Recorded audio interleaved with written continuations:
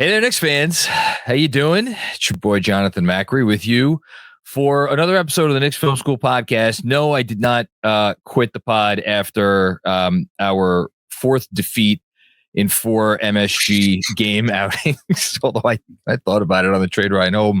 And I got to tell you, we didn't plan on the Knicks having a 3-game losing streak when we scheduled this pod last week. I think they had won 9 straight when we nailed down the that we were going to do this pod, although I'll ask my guest about it in a second. I am just going to introduce him in the only way that seems fitting, which is a Knicks. Actually, that's not even fitting. He's not a Knicks content legend. He is the Knicks content legend. And yes, I'm going to gas you up right from the start because you fucking deserve it. Seth Rosenthal, how are you, my friend? I'm doing great. Thanks for that intro, Jonathan. That was very, very kind. Well, look, so we're full disclosure. I don't have specific talking points with Seth. We're going to talk about the team in a bit. I don't really want to talk about this team right now, but we're going to do it. I'm happy to, but I don't. But I'm going to put it off a little while because this is the first time we're actually meeting. And obviously the first time we're doing a pod, even though I'm sure we've crossed paths on social media. That can't be true. No, we've never done a pod before. Yeah, unless I feel like I know on like a pod with like Marqueta with like Locked On back in the day. Like I was on with him a couple of times. I don't, but like I've read your newsletter and interacted with you on the internet for so long that I feel like I've stayed over at your home at some point, even though we have maybe never looked each other in the eye. So yeah, either way, I'm happy to be here. Well, no, I'm happy to have you here. I got to talk about you because you've been someone that admired isn't even the right word from a distance. It's like you're, I don't know. I feel like I'm getting to talk to one of the founding fathers of Knicks content creation right now. And I have to talk to you a little bit about that because like there's this world that we are now in, which social media obviously plays a big role of it. And you were here. You were doing your thing really before social media. I'm going to start asking you really silly questions. Was the term social media around when you started posting and toasting? I started blogging about the Knicks before Twitter existed. I think okay. I started my own Knicks blog, which then became Posting and Toasting around I think it was the 06-07 season. So I think that's firmly before like anyone was using Twitter. Yeah. Yeah, I know, because my touch point with Twitter is the first I had ever heard of it. Again, this will show you how I was never all that in the loop. The first time I ever heard of Twitter was on the decision day when I went to because I was like a lot of other people. I was on like Hoops Hype all day trying to look for stuff, and like they kept putting like these tweets up. I'm like, what is this? Mm-hmm. So yeah, I think Twitter was probably around like what 08, 09, but whatever. I think in around 2009, I went to some like sports blog conference. Just like a bunch of people hanging out in a bar, awesome. And Shaq told me to my face that I should get on Twitter, so I decided to get on Twitter. So this is all Shaq's fault. We could say that about a lot of things in the world. So that's just you being on Twitter is one of them. Like I really do, if you don't mind, I kind of want to just go back in time because like blogging was definitely a thing. I remember that. I was not blogging myself back in the aughts, I guess. Right.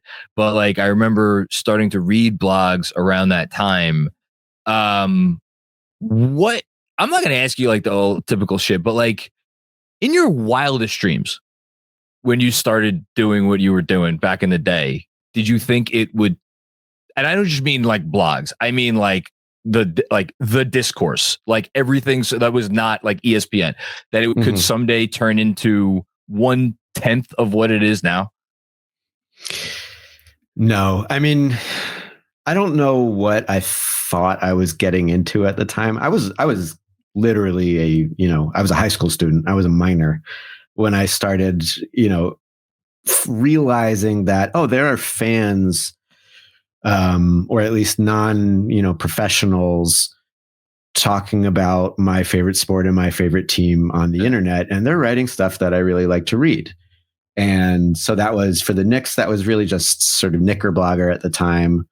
But it was courtsidetimes.net, and there was Free Darko, and there was 82games.com. And it was just really exciting to be 15, 16 years old, and realize like, oh my God, there's stuff besides ESPN and Sports Illustrated to read about the Knicks, and to read about the Knicks at the volume that I want to, just see stuff constantly, and not all stuff that's professional and serious and reported, but just like people like me talking about the Knicks as frequently and as in depth as I want them to. And then I started doing it myself, again, still as like a teenager. And no, at no point through college, when I kept doing that, through even leaving college and like trying to get a job in sports media, was I like, this is going to be a long-standing professional thing, that is going to completely redefine, I guess, the way people talk about sports, and sort of even get like cannibalized into the more mainstream part of sports media.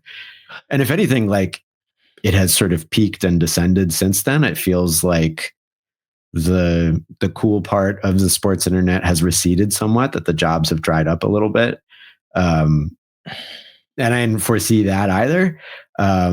But no, I didn't know what I was getting into. I just wanted to talk about the Knicks, and I had no idea where any of this was headed. I want to follow up on the bigger part of the conversation that you just touched on at the end, but two quick ones. When was the first moment you realized like, oh shit, I don't need a degree or a resume or any of that shit to get like serious recognition doing this? So, yeah, I mean, I'm not going to assume that everyone who's watching or listening to this knows about Posting and Toasting, but basically, like, shame the fuck on them. But well, no, I mean, I was blogging about the Knicks for fun by myself when I was in high school. SB Nation was a nascent sports blog network. I founded Posting and Toasting. They're still existent, still great Knicks blog, in 2007 when I was a senior in high school. And then when I was in college, I just kept doing it. You know, I missed a lot of parties and skipped a lot of schoolwork to just stay up late recapping. And this is bad Knicks teams. Just staying up late recapping, you know, Friday Night Knicks. By the time, and I didn't go to college with any intention of becoming a sports writer, becoming a journalist. Really? Nothing. I was a psychology major in college. I was, even through my senior year, planning to go to grad school for neuroscience. Oh, wow. But around that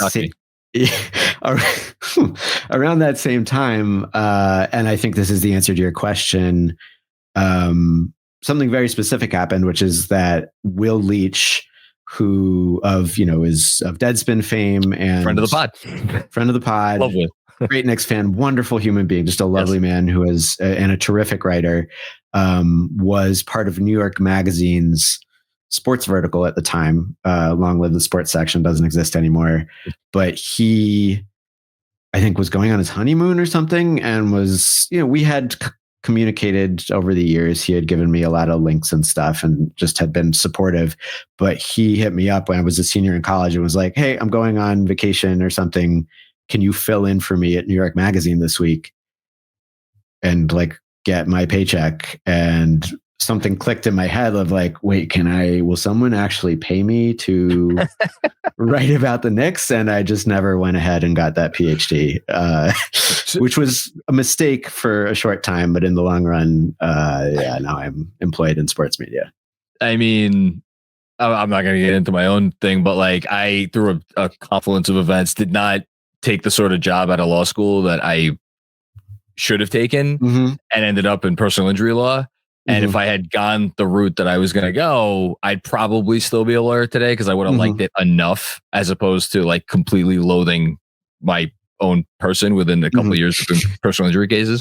And I was like, fuck this. Yeah. But that actually is a good transition to my next question, which is like, because you mentioned like eventually you started to think like, oh, maybe I get a job in sports media. When was there a moment where you're like, oh, wait a minute, maybe this is not a stepping stone, maybe this is just like, this is the thing? Or was that more of an evolution on your part? I think if anything, I had the opposite of like, oh, nope, I can't get a job in sports media, and sort of at the last second got pulled back into it. Cause like, so I graduated college in 2011, which people may recall is when the NBA lockout happened, which was a hell of a time to say, you know what, I am not going to pursue any additional education. I think I can just, use those $200 that New York Magazine gave me to write 2 guest articles and parlay that into an entire career. And I spent a couple years getting like part-time work and freelancing and just writing stuff that was cold and heartless and thoughtless and just, like copy editing, a lot of just dirt work. Making a living. And I mean, not really even. Really. Which is to say, and I think it's an important part of this, because I imagine some people out, listening to this are like, I want to get into sports media, is like, I was lucky, like I got to live with my parents after college. Like there was not immediately pressure on me to make a ton of money, make enough to feed myself even. And had there been, I wouldn't be here today. It's, I think, not a fair industry, and I benefited from that. But my first thing out of college was that the Knicks offered me a job, and I walked in. I can reverse engineer and tell you exactly what day it was that I interviewed, because it was the day Donnie Walsh stepped down in 2011. But I walked into their office, realized that the business was a disaster, got offered a different job from the one I thought I was applying for, and was like, well, I wasn't going to work for the Knicks. They were a mess, and they didn't treat me well, even in a job interview, which is no surprise from a James Dolan organization. But I was like, oh, well, that's bad. That was the one thing. And I spent a couple years working really, really, really hard, making no money, and basically gave up, and was, applying to like real jobs. And then SB Nation, which had hosted my Knicks blog for a long time without really compensating me fairly, offered me a full-time job that I guess in one way or another I'm still in now, like 12 years later. And it's so SB Nation, it's like they were, to me, they were still kind of the first to try to turn all of the little villages into something more. And I admire that effort. And as Knicks Film School has grown, and I have tried to figure out, as I would love to try to like not teach and do this for the rest of my life, like figure out ways like, okay, where does this go from here? Like I think about the journey that SB Nation took, and I'm like, man, this shit is a lot harder than it looks, to make it more than it is. And you were at the forefront of that, which is why I'm just like, reflecting back, like, do you have any thoughts on the approach they took or are taking or anything along those lines? I was at the forefront of that. I mean, the first thing I'll say that I think I glanced at is that I was at the forefront of that because I did something I would never do again and wouldn't recommend anyone do, is that I worked really hard for almost no money. And I got really lucky that worked out for me. And you're good. I let it slide once. You're really good. That's a prerequisite. It is a prerequisite. I know. I'm not even just. I did a good job writing a Knicks blog. I cared very deeply. I worked really hard. I took it seriously. But a lot of people do. A lot of people care as much, know as much, and work as hard, and are talented. And like, I think the next thing to say is that this is an attention business, and the only way to make money, there are only 2 ways to make money. Either people pay to pay attention to you. You have subscribers, and that's great, but hard to come by. Or advertisers pay you to annoy the people whose attention you have with advertisements. That's it. And so like SB Nation is one of a million examples, no more or less ethical, no more or less successful than many, that tried to sort of skip the line there by depending on kids like me who were just, eager to get our names out there and put our faces in front of people and, see our own bylines and be part of communities. And that only lasted so long. Laws changed. I think just culture changed, and people got wise to stuff.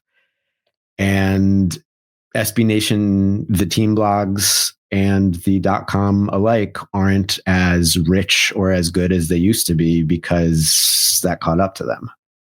Yeah.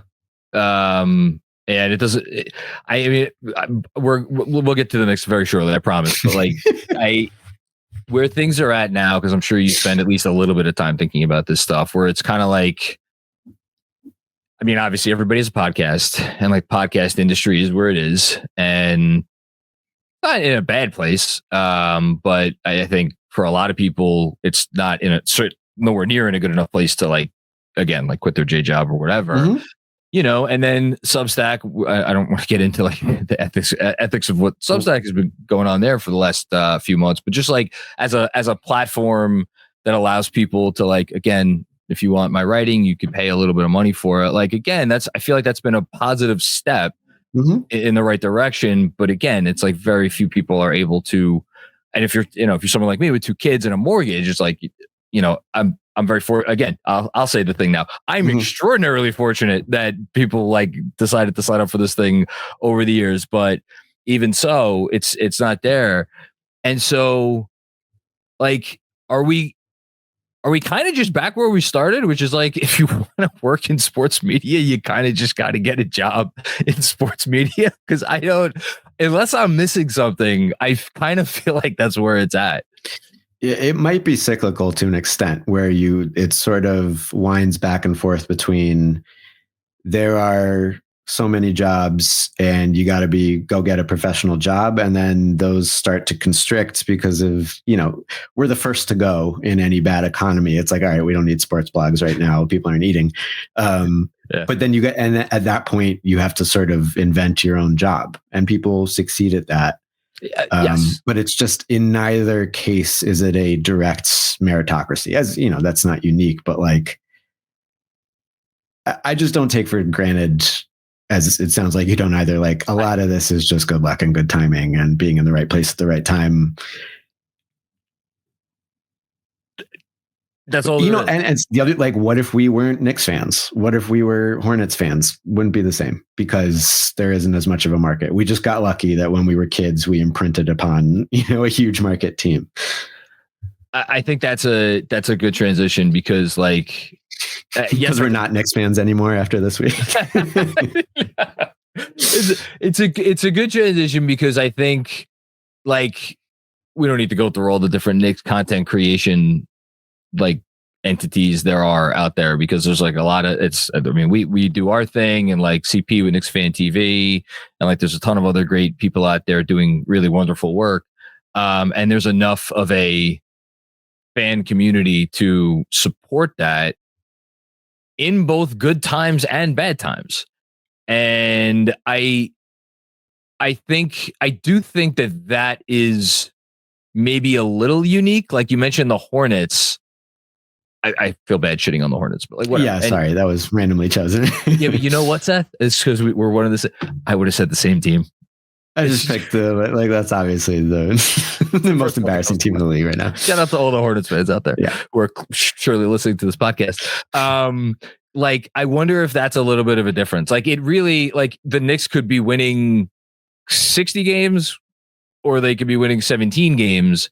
And I don't know that the interest, like, I think it would dip a little bit. Like, for instance, I track, like, on my newsletter, when like I'll get more subscribers, and then when a couple of subscribers will be like, you know what, I'd rather have that extra cup of coffee a month. And like when they're just kind of doing ho hum, like, yeah, I'll lose a few, but like by and large, like the care factor for this team is always going to be there. What do you attribute that to? Just because it's like I don't know. I'm going to ask you, what do you attribute that to? It's hard to, you know, it's because it exists within us, obviously, is like, obviously they couldn't do anything to make me bail on them. They've done it all at this point, and I haven't bailed. Yeah, right? Exactly. If they would have, like, whatever they were going to do, if you're of our age, they've done it. Yeah, they've done it. I do think, like, maybe if you were 5 years old in 2010, no, that's a bad example. But basically, like, I think I used the word imprint before, and I mean it. Like, I think, like any acquisition of language or religion or any number of things, if this thing, you can watch a TV show and care about what happens and you don't know what's going to happen, but if something good happens, you get to feel good about it.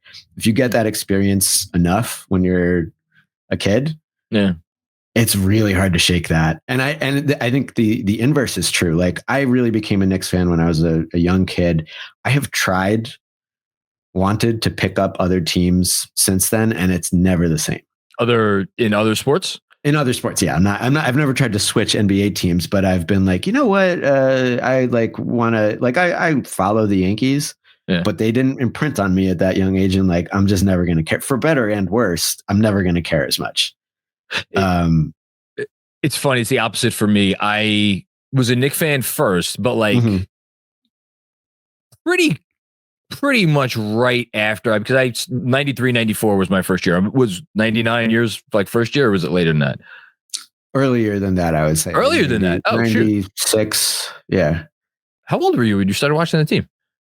Like 6, 7 years old. 5. Oh, I came to sports late. I was 10 in 93, and that was like, because I just, which is a whole nother conversation, that like all my friends like growing up were big sports fans. And I just like I just wasn't interested. And the 93 and 94 team got me. But anyway, and like soon after that, got into the Yankees. And then not long after that, got into the Steelers because I had Jerome Bettis on a fantasy team. Go figure, that I shared with my dad in 1997. And as I've been doing this stuff, Yankees thing is a different story because I married a Met fan, and I would not be married to her today if I didn't ditch the Yankees. But to the point, I had already kind of ditched the Yankees because I just like lost interest in baseball. And then as the years have gone on, I stopped following football because I just like I have kids, I have like other stuff to do, and just like the capacity isn't there for me anymore. So like, I certainly don't blame you that you can't like pick up teams. I had a very similar thing, except with emotional capacity, where I became a really serious Oakland Raiders fan as a kid. Really? Because I had Rich Gannon on a like pen and paper fantasy team. There you go. I love it. They lost. When was the year they lost the Super Bowl to the Bucs? 02 or 03? Right around there. It was the one year that Brady, the Pats didn't win in that run. Yeah. Yes. So I was all hyped up that the Raiders were in the Super Bowl. I invited a couple friends over. My mom made snacks. We watched them lose like 49-7 or something, whatever it was. And that night I was like, I don't have room in my heart for two teams. I'm not I'm done with football forever. I don't think I've sat down and intentionally watched an NFL game since that day. So now I'm going to ask the question that I've been holding off asking because I know the answer, but I'll ask it anyway. Do you miss living and dying with this team on a daily basis? In the way that you are almost required to, and maybe this is a whole nother conversation because we should talk about whether you are really required to when you are producing content at a prodigious level. So I'll you. I don't know whether or not it's required to live and die with the Knicks to cover them as closely as you do and I did before. I just know that I did. I know that I cared. I was writing several thousand words about them every day, and I cared the whole time. I do not miss that at all. I really don't. And there are a lot of confounding variables and sort of just bits of happenstance play into that, where like they were quite bad for most of the time that I was writing about them all day, every day, which hurt. A lot of people would say, and it's a compliment and I take it, but like, Posting and Toasting is at its best when the Knicks are really bad. And like, there's nobody I want to read more than you covering this like god awful team. And I'm like, I hate that. Like, I want them to be good. I hate this. I don't like recapping 60 dog shit games and blown lottery picks and like scandals. And so I don't like this. But no, it feels really good in good times and bad times to watch the game, I still live and die with the team to an extent that I at times find troubling.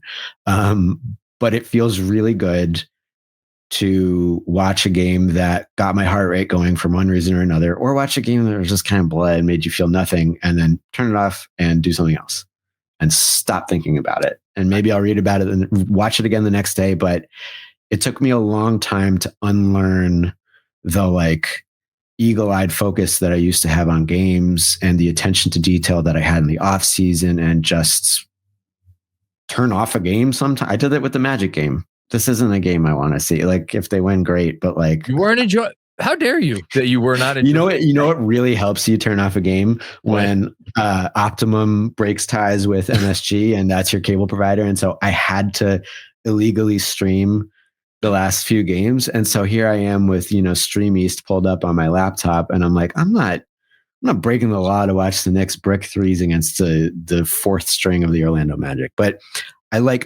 feel the itch sometimes of like, man, I got something to say, I feel like I have a take. I feel like I have analysis I'd like to see, but then I just annoy other people.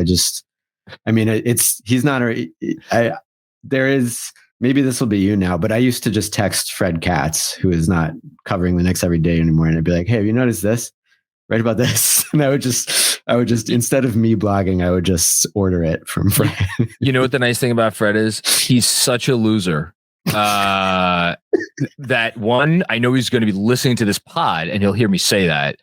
And two, he loves it. He does. Yeah. Yeah. I mean, there's really nothing else that he would rather be doing than texting anybody. I hope you're listening, Fred. I love you, man. I'm not going to tell you I love you, Fred, because it's too much. I will. Quick break to tell you about our friends from Rocket Money. So the start of the new year, perfect time to get organized, set goals, and obviously prioritize what matters most. For me, a father of two daughters and a husband who is responsible for taking care of the family's finances, Rocket Money came in handy at the best possible time. I tell you, I signed up for many subscriptions over the course of my years as a dad. And as my daughters have gotten older, they don't need those subscriptions anymore. For instance, things that pertain to when they were a toddler or even when they were just born. I had completely forgotten that I had signed up for a number of those. By using Rocket Money, I was able to get a very clear idea of all of the subscriptions that I had, and I was able to see very obviously which ones I didn't need anymore. And now I no longer have them, so I'm saving money thanks to Rocket Money. Rocket Money is a personal finance app that helps find and cancel your unwanted subscriptions, monitors your spending, and helps lower your bills so you can grow your savings. It has over 5 million users and has saved a total of $500 million in canceled subscriptions, saving members up to $740 a year when using all of the app's premium features. Cancel your unwanted subscriptions and reach your financial goals faster with Rocket Money. Go to rocketmoney.com/game-on today. That's rocketmoney.com/game-on. rocketmoney.com/game-on. No, like I had that experience in, several months ago. The end of the baseball part of the story is married my wife just as the Mets were getting really good and they had like the whole pitching staff and everything went to the World Series. Mm-hmm. And then we had kids and neither of us had time to watch baseball anymore, but we both kind of got into the run that they just went on, making it to the NLCS. And I was like into it. I was watching the games and then they lost I forget what game they lost to the Dodgers. And I was like, all right, that was fun. I'm going to go make a sandwich. And that was like so utterly delightful. It was so good. It felt amazing as opposed to this morning. I'm sitting in front of my laptop and I'm like, I always have something to write about. And I was sitting and I was like, I did 2 hours worth of chores around my house today because I'm like, I have no effing clue what to say about anything right now. Like what is there to talk about with this? Okay, we're going to do the Thibodeau minutes conversation. Okay, well, which we'll have, by the way, because we got to give the people what they want. But it's like, but anyway, it's funny. Like I don't live and die at all the same way that I used to. Like I'm able to put, like it takes a special kind of loss to, like game 5 against the Sixers where they were up by whatever. Like that was going to be my example too. Yeah, that was rough. And I think this season they blew a 5-point lead in like the final 2 minutes or 2.5 minutes to the Hawks early in the year. That it's like when it's the first thing on my mind the next morning. Yeah, that's the barometer. But like that happens like a handful of times during a regular season, maybe now. Yeah. Like, but at the same time, and I want to ask you about this, there are certain issues or certain talking points that when they're in the conversation, even if I don't partake in that conversation anymore, like I have to be mine enough to the point where I know that they are happening. It gets under my skin. Yes. And it's not just Thibs, which everybody listening to this can be like, oh yeah, when people crap on Thibs. Was there anything for you that like was just like a thing that got under your skin? Oh, I'm not like, it's weird to say from someone who spent years blogging and on Twitter and stuff, like I'm not a discourse person. I don't really like, and I think my biggest like flaw as a blogger is I just didn't really have like takes. Just like, anytime someone, that's your biggest flaw?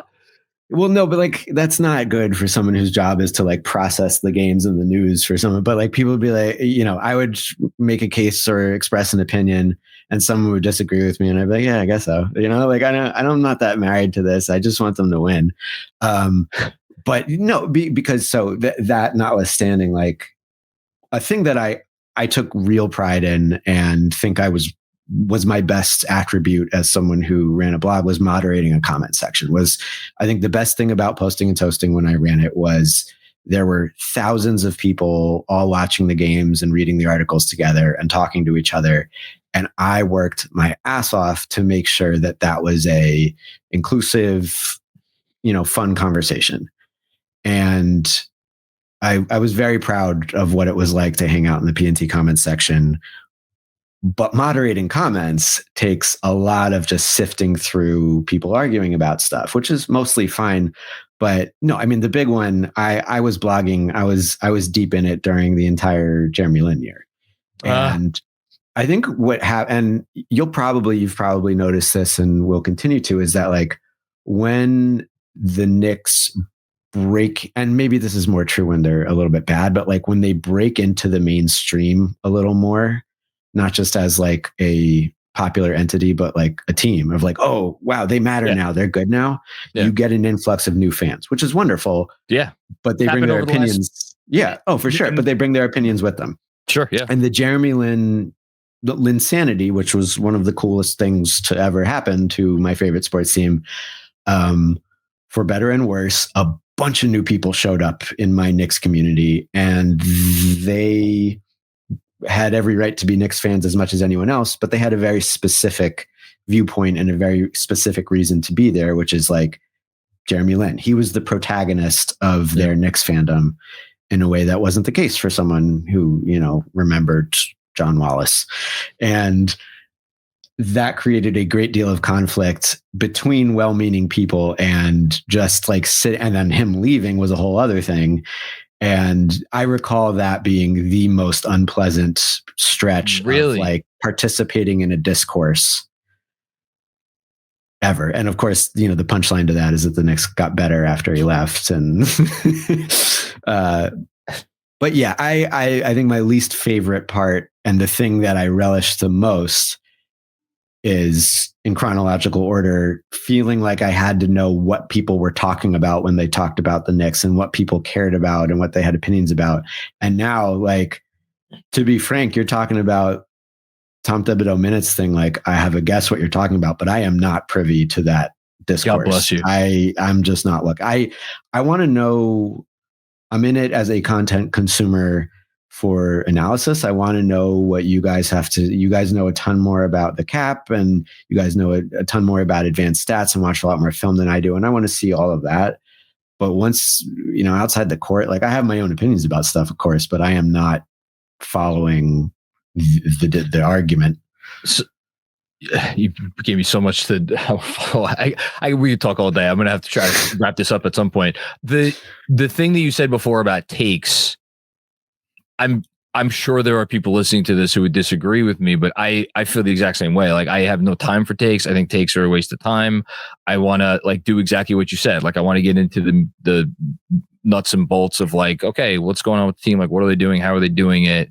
And I do think that there is I know there is a robust section of the fan base that does not want takes, and that wants this other thing. Otherwise, Knicks Film School would not be what it is. And that's not because of me. That's because of all the people that I've been lucky enough to work with and have aboard this ride, because you could just, you could get takes anywhere about your team. And it's like, they're free and they're out there. It's like, it's hard to find the other stuff. The discourse part of it, I too, like I have my Substack newsletter, and like I love getting in the comments of that. And I used to do it literally every day. And my plate is a little bit fuller right now, so I don't have as much time. I miss it dearly. But like the interesting thing that what you just talked about brings up for me is like being a participant in the conversation versus being a content driver, and like the Venn diagram of those two things. Like I personally, and I actually have a line about this in tomorrow's newsletter, I find that Tom Thibodeau minutes, like, is he playing guys too many minutes? That's basically what people are talking about. Is he not giving, they have some rookies on the team that people like, and he's not giving them time, and should he be giving them time? Like, I find that to be the most boring conversation in the universe, because like, he's their coach. He's going to be their coach for a while. He's not going to change his ways. And like, I have nothing to say about this. Like, I have again, like you said, you have your opinion. I have my opinion. Like, I think the man's a 2-time coach of the year winner. He's a very good coach. Let him do his job. What else am I going to say about it? But yet, that's all people are talking about today.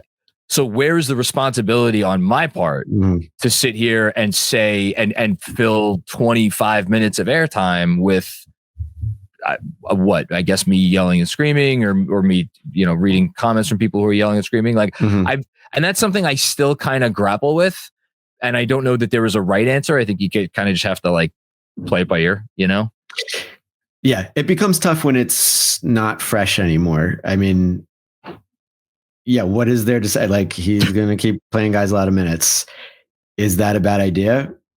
I don't know. Time will tell. If someone gets hurt, we'll find out. 47 of a 20-point game, that's going to look pretty bad.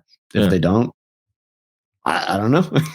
I can't tell the future. Like, we can agree that it's a risk. Sure. Yeah, exactly.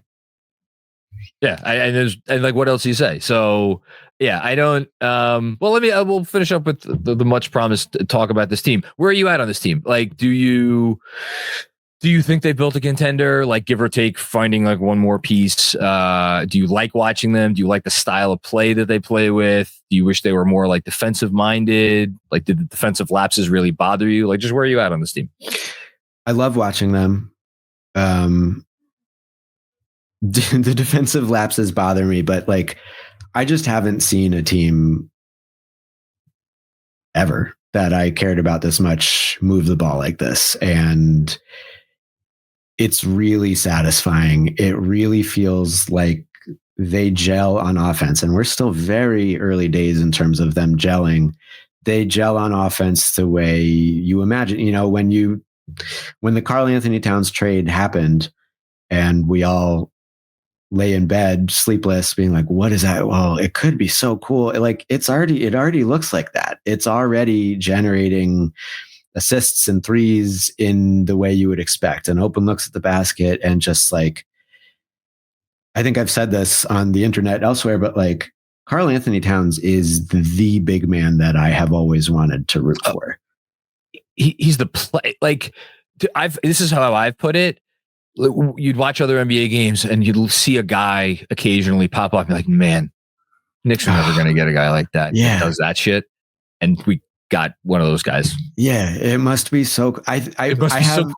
We always have, I think everyone has their like type of guy. My type of guy is a passing big man. A passing shooting big man is just like, I think back in the day, or not back in the day, but prior generation of all-stars, like, if DeMarcus Cousins could have been a Knick, I just would have loved it. If Chris Webber before him, like, that's just these people have foibles, as does Towns, but like, that's just my kind of player. And I love that. And watching Towns pass out of the high post has been terrific. I love the way Josh Hart has developed. I am having so much fun watching them. The defense is a problem, is a huge problem at times. And it's very deeply unpleasant to watch them basically make other teams look like the Knicks sometimes, no matter if it's, if Tristan da Silva is the best player out there, still he's managing to score like an all-star. Yeah. And I do suspect that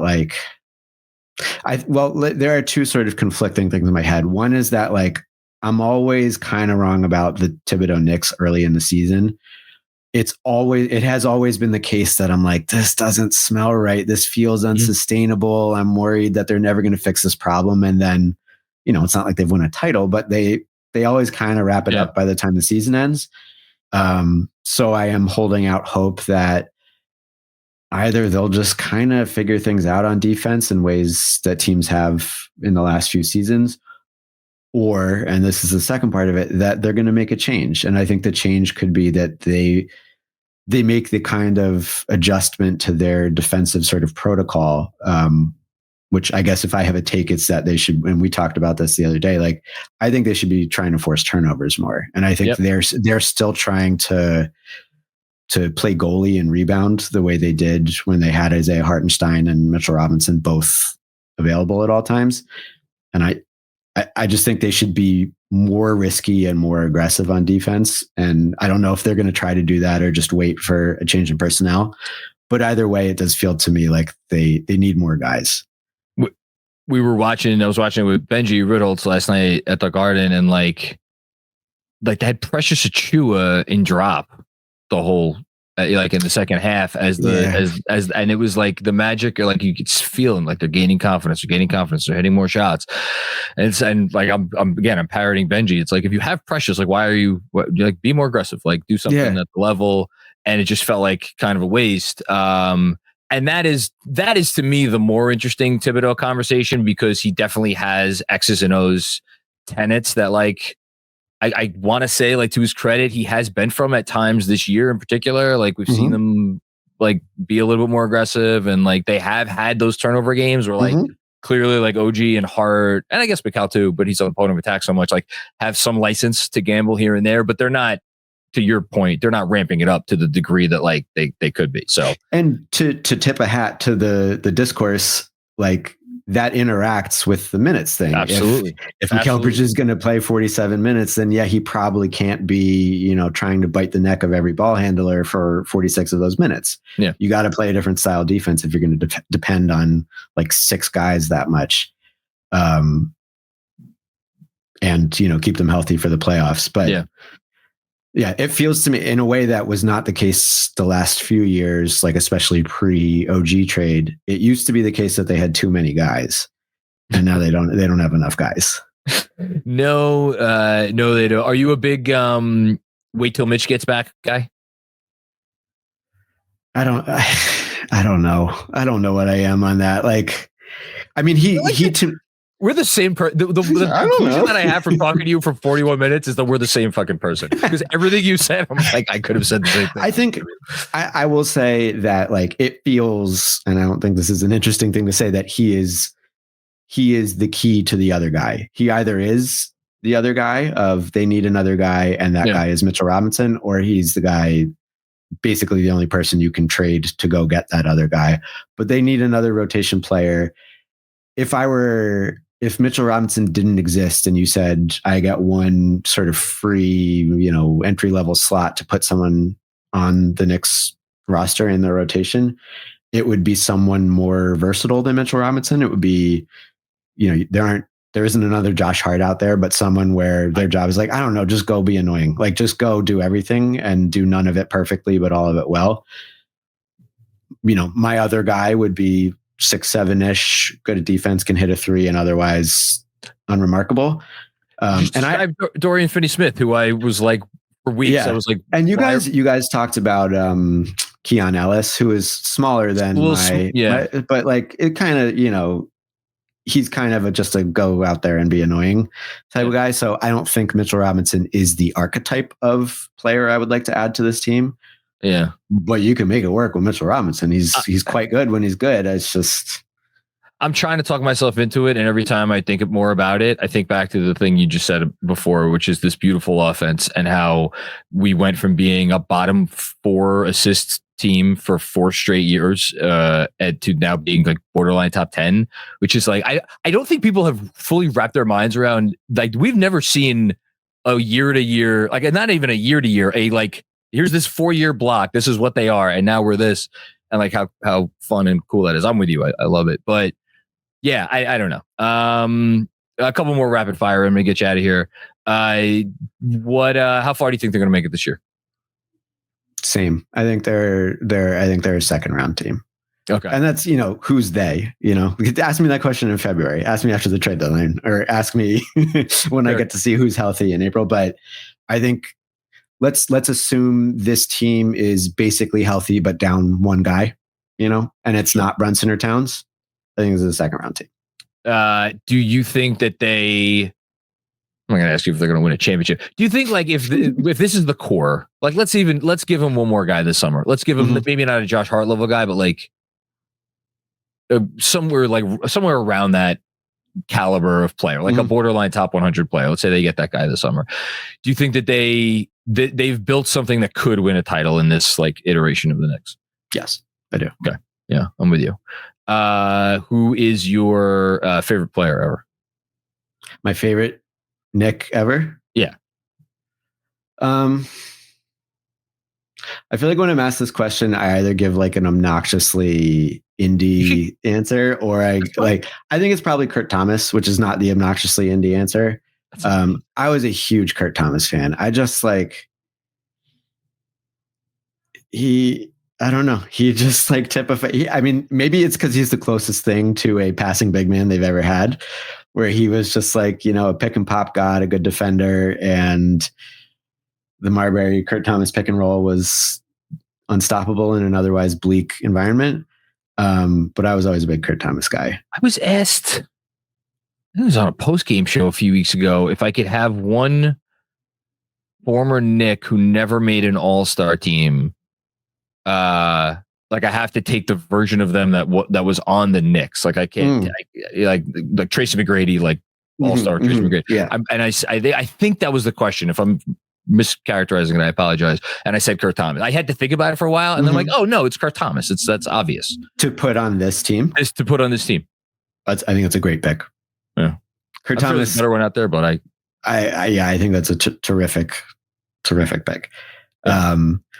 When I'm being annoying, I say Bill Walker because I loved Bill Walker, and I think Bill Walker should have been a way better NBA player. But like, and also like the lead, like Jalen Brunson is awesome. Is the best Knick of the time that I've cared about them. Like this, this is the best it has felt to watch a Knicks player, and Towns is approaching that, but just has fewer reps. So if I'm being honest about like who has given me the most like dopamine coursing through my system, it's Jalen Brunson already. I think I mean it's weird because like I was a kid when Ewing was like doing this thing, and I don't think I would do it like I even knew what I was watching, but I was a little. I'm 30. I'm almost 36. So I was like a little late to really like love Patrick and understand how important Patrick was in the way others did. Like that's Allen Houston for me. Okay. Yeah. Which, not the same caliber of player, but like if we're talking about imprinting at a young age, the Patrick Ewing I remember most vividly was him like hurting his wrist and stuff, and him going down in the finals, which I fully understand is not fair to him, but it's just the age. It is what it is. It's fine. And so Brunson has outpaced him just because that's how old I am. I over the past few years, like I've lost the ability to retain emotional attachments to players, like through doing this, which I've been open about. Brunson, I think, has. I don't ever want to imagine a world where Jalen Brunson is not a Knick. Last one, is there like a one memorable posting and toasting experience, whether like an article you wrote or like something that happened? Like I went back this morning and I reread when you stepped away and like all the goodbyes that people wrote to you, and I was like, damn, man. And you were there for so long and you did so many things and you were so freaking great at all of them. Is there something that like sticks out that you ever like find yourself thinking about? I think a very important turning point and in my career and life is that, so I went to Skidmore College in upstate New York. did not, like I mentioned, did not do any sports or journalism or writing stuff in my studies. But it ended up being the perfect college selection because the Knicks in 2009 and 2010, I want to say, held training camp at Skidmore College. And my girlfriend at the time had a mother who worked for Newsday and knew people who were like, hey, you should let this college student attend practices and like cover training camp like a real reporter. And so I in sort of this gray area in media where like I was just accepted enough that I got to sit there. I brought a fucking video camera that I took out of the library and just filmed practice in a way you wouldn't be allowed to now. So I was neither like important enough that I mattered, but also things were still the Wild West enough that I brought a video camera and just filmed scrimmages. Like a camcorder. A camcorder. And I literally, I think they're probably still on YouTube somewhere, an hour of just raw scrimmage, which is the exact thing that any fan wants to see. That's all I want to see is, in September is just show me what it looks like when they're playing. But they would never let you do that. But I got to talk to everyone. I got to, meet a lot of the guys who were covering the team at the time. And that emboldened me. It gave me access for a moment. It gave me a little taste of what it would be like to do stuff professionally. It gave me a lot of weird interactions with players on the team and executives and stuff that I will remember forever. I have accidentally butt dialed Nate Robinson before, these kinds of things. Like, that's awesome. It was just like a very fortunate experience, and it led to, I think, a lot of cool stuff that I got to write for Posting and Toasting. It probably fed into what is now my career in a way, but it was one of many strokes of luck. And yeah, I would say that. And then every time Knicks PR threatened me behind the scenes to not say one thing or another thing, which I always took pride in. Oh man. One day I will publish, if I ever get around to like writing a book, in the appendix to that book will be the email responses that I got year after year when I would pester, I'm not going to say who it was by name, but Knicks PR about, hey man, I'd love to attend media day this year. What do you think? And making my little case and being like, we got, this is like our podcast and listenership and like newsletter subscribership and the whole thing. A couple of times I pushed it and man, I got some nice responses that I will cherish for the rest of my life. I will say Jonathan Sopranowitz's name and say that he's. It wasn't him. It was after him. Oh, this is Sopranowitz was really. He's a legend. It was a legend of just being James Dolan's pit bull. Yep. Sopranowitz is the only person who I've ever been like, hey man, can I get a credential to this? And he said, only if you behave yourself. I'm a grown man. Don't talk to me like that.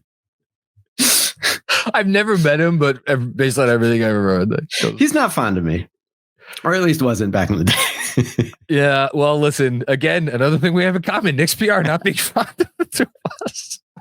Good. That means you're doing your job. It does it? Okay. That's a good place to end. Oh, Jesus. Seth, this was a long time coming. It did not disappoint. I will end with you as I do with everybody. Anything you want to plug or promote before I get you out of here? Not really. My boss probably wants me to say that I produce videos for Secret Base. We have a YouTube channel. We have a Patreon. We make a lot of stuff, including a lot of NBA stuff. I think it's worth watching.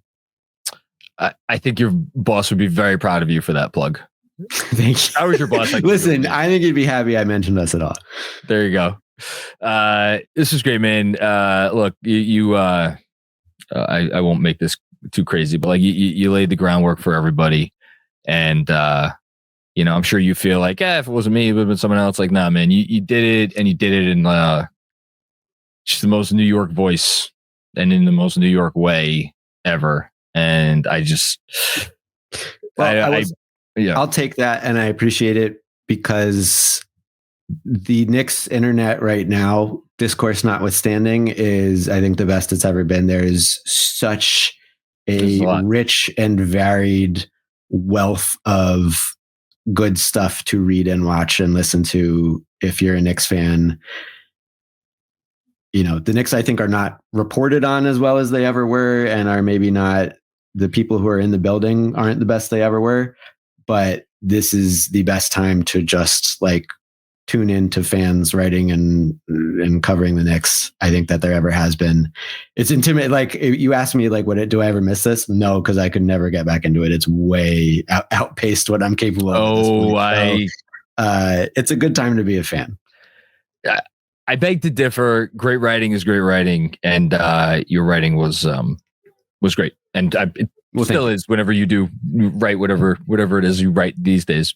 Anyway, okay. Seth Rosenthal, thank you so much. Have to have you on again at some point, maybe after the Knicks win a championship or sooner. Who knows? And everybody out there, thanks for checking out another episode of the Knicks Film School Podcast. If you like the show, you know what to do. Help us out in any way you can. And we will be back with more fun and games before you know it. I will just say that I will be back on post game, hopefully after a win, after the Raptors game on Wednesday night. So if not before, I will catch all of you then. Peace out.